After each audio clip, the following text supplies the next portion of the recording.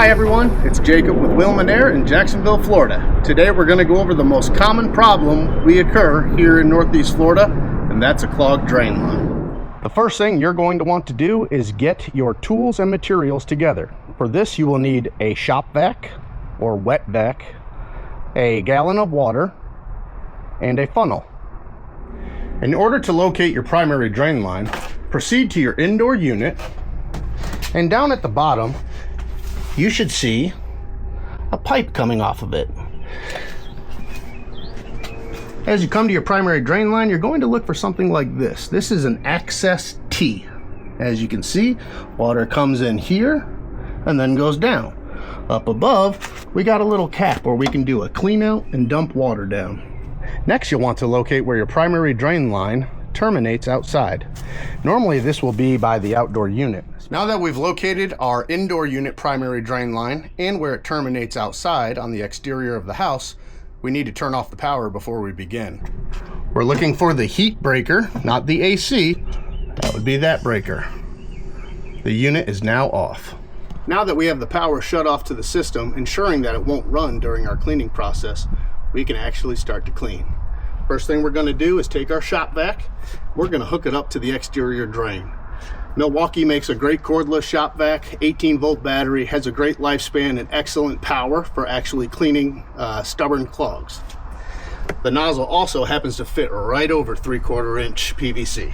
Take our nozzle, stick it right on there. Before I turn it on, I just want to show you. This isn't exactly clean inside, but you can see there's nothing in there. Okay.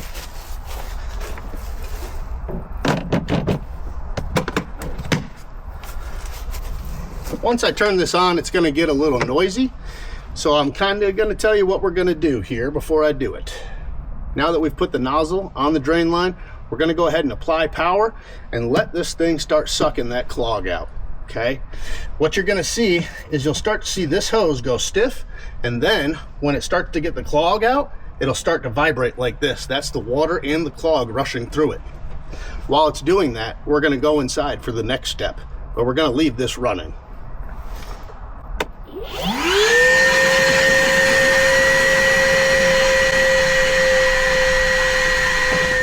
Now we have our shop vac still running outside. What we want to do is make sure we've actually removed the clog and all the water in the line. And you can do that by pulling out your access T and listening. Sweet sound of a clear drain line. Just in case you can't hear that for the video, that was an audible, which means it's no longer sucking in any water. So we've got nothing but air in there right now. Now that technically might have removed that clog, but it didn't remove all of it.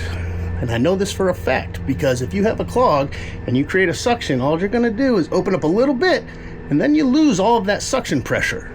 All right, we want to remove all of it. So we need to create more suction. And what we're going to do is use that gallon jug of water in that funnel to pour water down there as fast as we can with the shop vac running.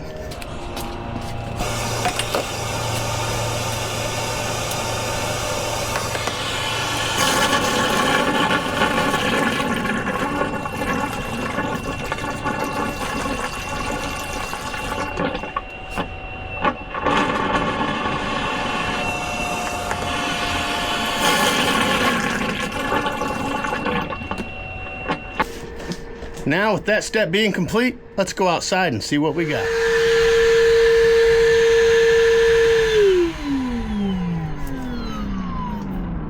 With the shop vac running and pouring water down there, we're creating an extra suction.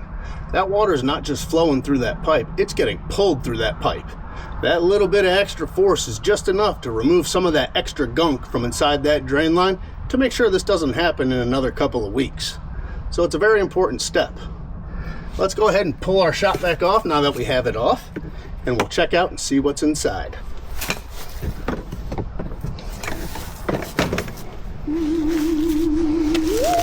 Okay, lots of goodies in there. So what you're seeing is what we like to call Florida snot.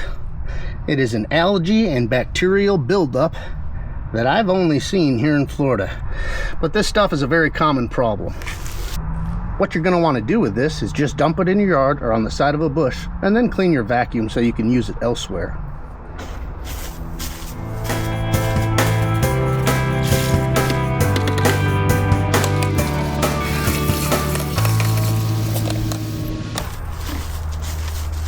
Well, how'd it go? Congratulations, you now have a clear drain line, and you don't have to pay us or anyone else to do it. But there's one more thing you're not going to want to forget. Because this air handler is drawing air over the coil, it's considered a negative pressure system. What that means is that it's pulling air over instead of pushing it out. Well, because now your drain line is empty, it can pull in air from the outside. And it's not such a big deal as far as contamination, unfiltered air, humidity goes, but it's not going to allow water to get down that drain line. As that air is coming in through the pipe because the blower motor is pulling it, the water keeps getting pushed back. And what happens is that water will eventually overflow into your secondary float switch and cause your AC system to stop working again. So what we're going to do is pour down a gallon or two of water until we're sure that that drain line is draining outside and we can physically see it.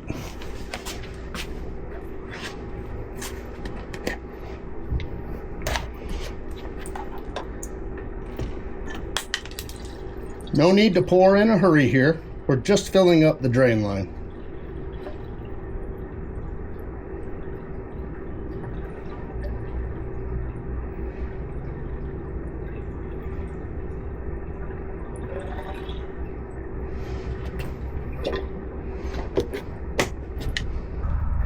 As you can see by all the water on the ground, that water definitely came through and that drain line is full of water. That's a good thing. As it goes down underneath the house and back up to where your indoor unit is, it actually forms a trap, similar to what you would see underneath your kitchen sink. Well, that's important because it holds that water so air does not come back in. We'll go ahead and put our fitting back on here so the water doesn't drip back the pipe and just drips down right here where we want it to. And we're good to go. A couple things to mention here with clearing a drain line and the drain line in general.